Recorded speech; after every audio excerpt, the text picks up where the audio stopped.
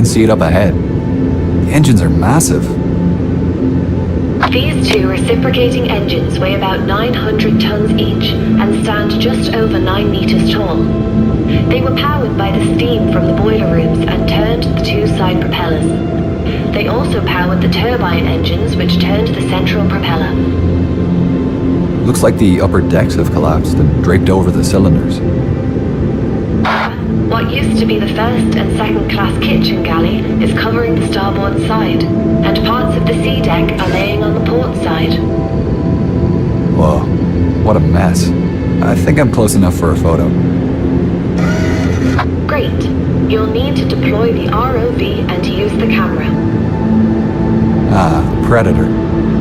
If you look up, you'll find a set of VR goggles and a control panel. To deploy the ROV, look at the VR goggles with your mouse and then left-click to use. Has anything changed on the ROV since I last operated it? Yeah, it's had a few upgrades thanks to the additional funding. Top quality transmitters have been fitted, so you shouldn't have any issues going out of range of Sedna. Other than that, the movement controls are still the same as the submersible, and the control diagram still appears if you hold down the info button. Great. And the camera? The camera and storage compartment are accessible through the ROV menu.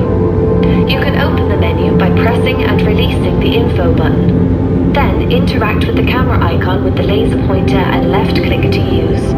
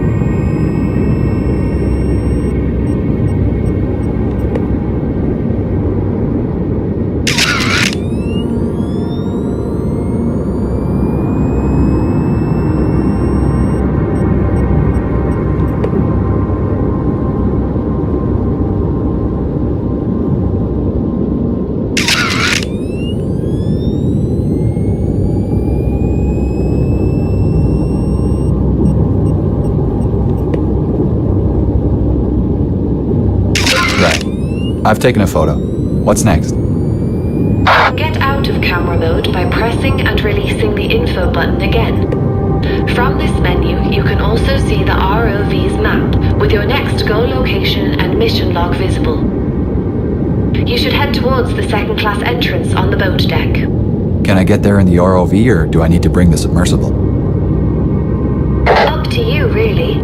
The range on the ROV is enough to cover the entire stern, but you might like to use the submersible to light up your photographs better. To get back into the submersible, press the return button. Right. I'll head to the second-class entrance now. You might like to swing past the starboard side before you head up to the boat deck. You can kind of see the turbine and dynamo engines through the missing hull. You'll need to be at ground level to look in, just forward of the strip of boat deck hanging down. Ah, nice. The dynamos generated all the electricity on board, right? Yeah. Titanic had 4 steam-driven generators that powered the lights, heating, fans, Marconi radio equipment, clocks, telephones, cranes, and elevators. She also had 2 backup generators on D-deck for emergencies, and they were run every night, just in case. Titanic really was a state-of-the-art ship with all the latest conveniences. What's so special about the second-class entrance? Why are we heading there? The Olympic-class liners were the first to provide second-class passengers with an elevator, and the elevator equipment can be seen at the second-class entrance.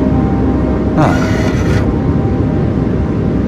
The elevator ran through the central well of the forward second-class staircase and accessed the boat deck through to the F deck, skipping A deck.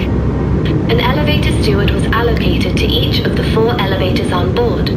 They manually moved the elevator up and down the shaft using a lever connected to the motors. A good steward could stop the elevator level with each deck and assisted passengers with information about onboard facilities.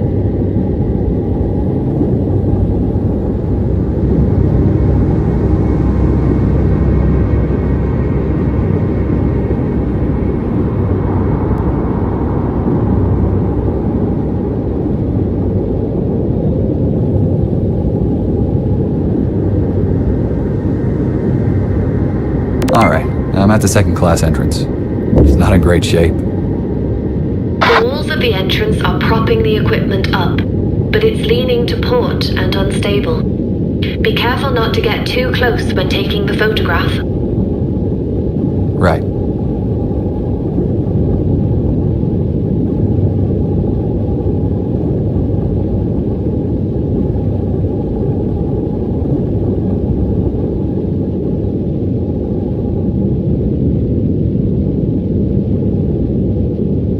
Done. Where to next?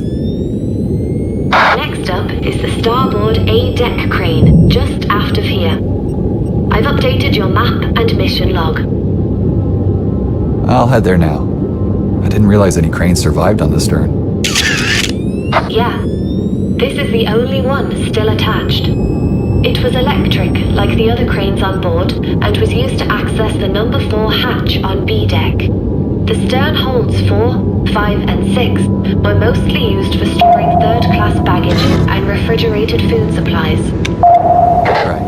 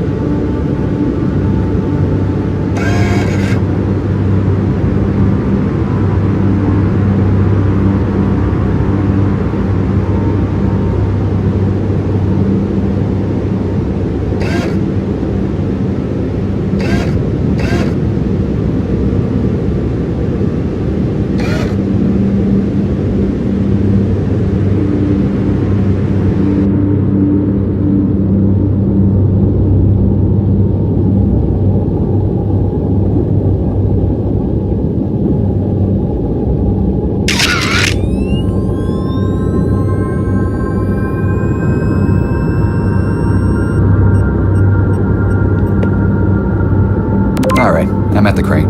I'll get the camera ready.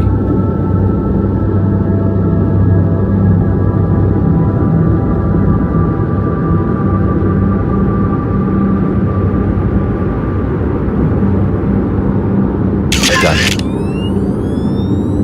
Great. Onto the aft mast. Like the foremast, the aft mast has collapsed, but you'll see it's fallen to port and leaning over the edge of the B-deck hull. Leaning to port? Was that from the impact? The stern was spiraling as it landed, and everything shifted to port, including the upper decks. It's more noticeable from the starboard side, but you can see the C-deck second-class promenade windows don't line up with the lower deck walls by about 3 meters. I had no idea the impact was so violent. Yeah. The stern was traveling at roughly 60 kilometers per hour when it hit the ground. A lot of debris trailed out of the stern as it spun, and the jagged edges of the exposed decks were folded back or peeled off. The implosion damage had blown out the walls and sides, so the upper decks were lacking supports and collapsed on top of each other as it landed. The only reason the stern has some structure now is the watertight bulkheads remain.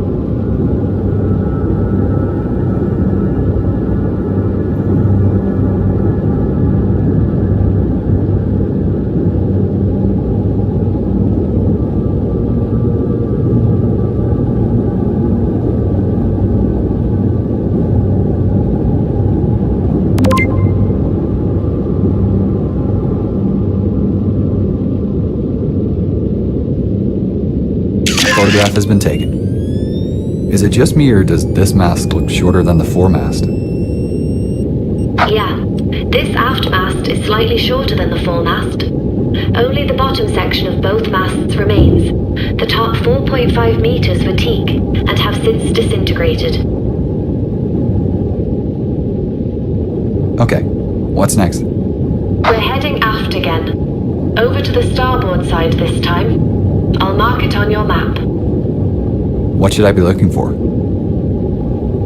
We're moving towards a piece of decking, sticking up out of the collapsed decks. A loose section of the well deck fell fast enough that it managed to slice through the decks just forward of watertight bulkhead O. Whoa.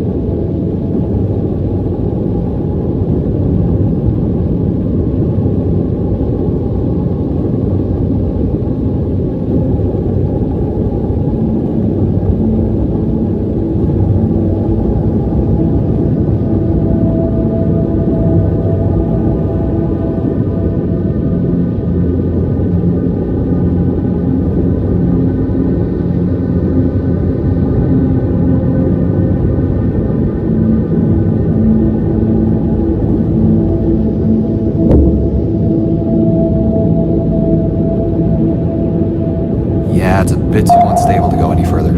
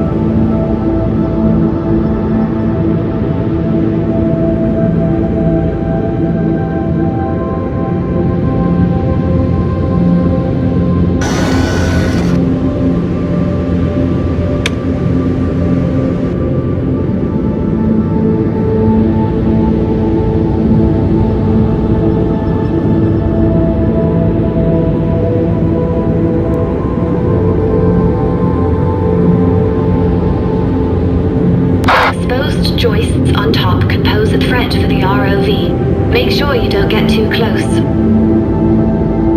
Right, I'll keep my distance.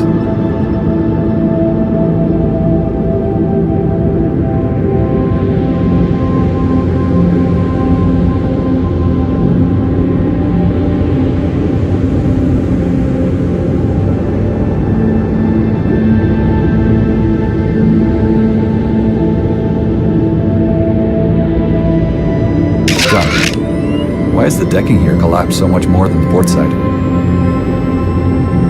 This area suffered massive implosion damage.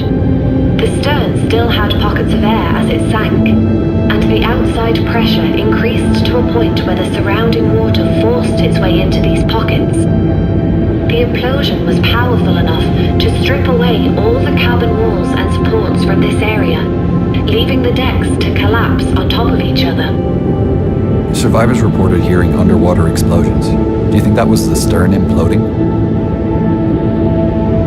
Yeah, that's the current opinion. Ships don't go down quietly. Okay, what's next? We've been asked to recover a tile from the decking just aft of here. There is a small pile of tiles from the third-class general room, and we can grab one from the top of the pile.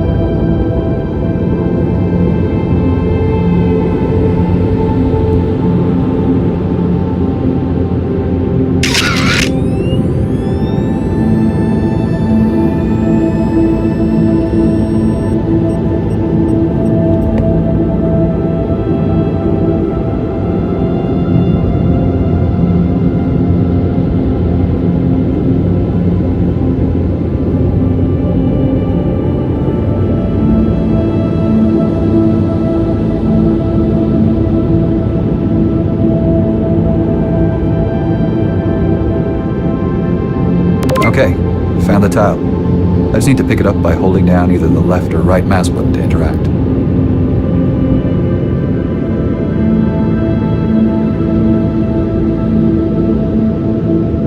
Okay, you should put the tiles in the Predator's storage then. Just open and close the menu again by pressing and releasing the info button. The tile will appear in the ROV's inventory as a selectable item, and you'll have your hands free again. Right. So, this tile was originally from the general room. Was that near here? Yeah. The third-class general and smoking rooms were at the very aft of the stern, just under the poop deck. We'll pass them as we head over to the port side propeller. Right. The general room was used as a covered communal space for families and friends to talk and enjoy music, similar to the open space in the bow. The smoking room next door was strictly for men and was somewhere they could relax and order a drink.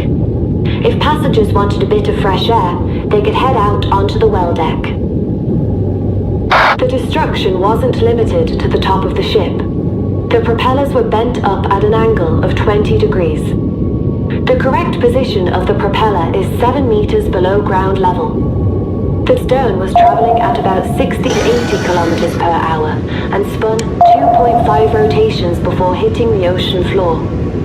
Decks were bent back and the sides aren't connected. The sides must have come apart on the way down because they're bent too far out to be damaged from the impact.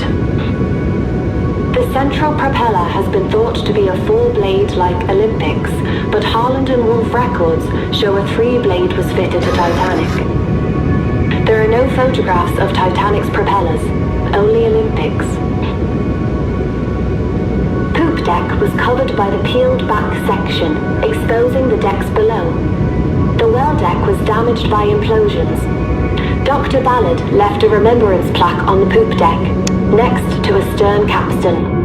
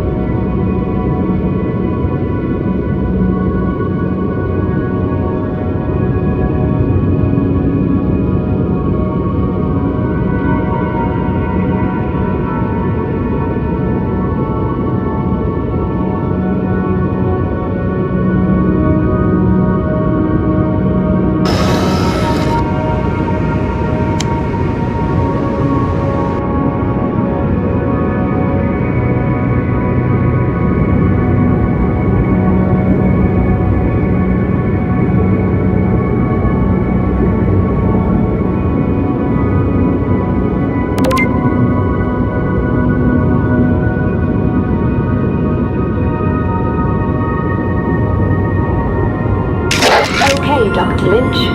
We are nearing the end of our dive. We have a couple of more tasks to complete before returning to the surface. Right. What's next? We have a special assignment from a company called VR Education, who are currently building a virtual model of the Titanic shipwreck. Whoa, the entire wreck? Yeah. Well, most of it. They wanted to create the model so that new generations of kids and adults will be able to explore the wreck long after it's gone. She's been sitting here on the bottom of the ocean for over a century now, and is expected to disappear by 2030, thanks to hungry bacteria eating at her hull and slowly dissolving her. Yeah, it really is sad. It'll soon be just a memory. But this sounds like a worthwhile project. What's the assignment they've asked for? The developers at VR Education have asked us to place a plaque on the stern next to the one Dr. Ballard placed back in the 80s. The plaque is in your ROV inventory, ready to be placed. Okay. Where's Dr. Ballard's plaque located? Ballard placed the plaque between two roller fair leads on the extreme aft starboard side of the stern. I will mark the location on your map. Thanks, Gene. I'm on my way now.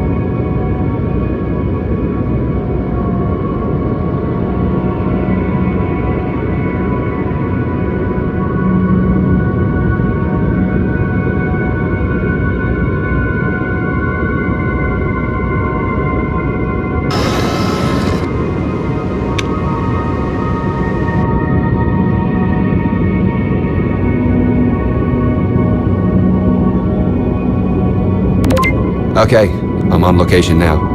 I can see Dr. Ballard's plaque. Great. Once you placed it, please take a photo so we can send it to the people at VR Education.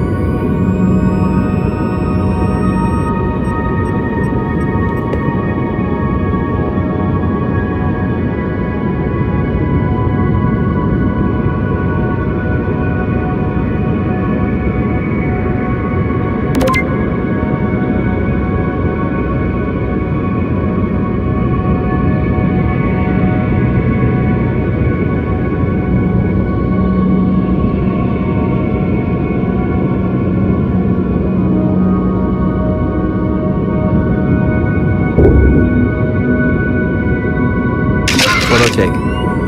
The plaque reads, "This plaque is dedicated to the memory of all those who lost their lives on the sinking of RMS Titanic on the 15th of April, 1912. The plaque is located on the ship's final area of refuge before she plunged into the depths of the icy ocean. May those who perished find peace at their eternal destination." Very poignant. It's sad to know that many of the victims on that tragic night spent their last few moments clinging to life in this very spot. It was the last part of Titanic to submerge. Yeah, I can't imagine what it would have been like. This whole trip was a big honor. I feel like this one's gonna stick with me. Me too. It was a pleasure guiding you on your dives, Dr. Lynch. I hope we will get to do this again someday. Don't mention it. You performed brilliantly. Yeah, I think it's time to call it a day. Let's hope we get some funding to come back here in the future. I'm sure there's a lot more to be discovered. Me too. Just hit the autopilot to return to the ship.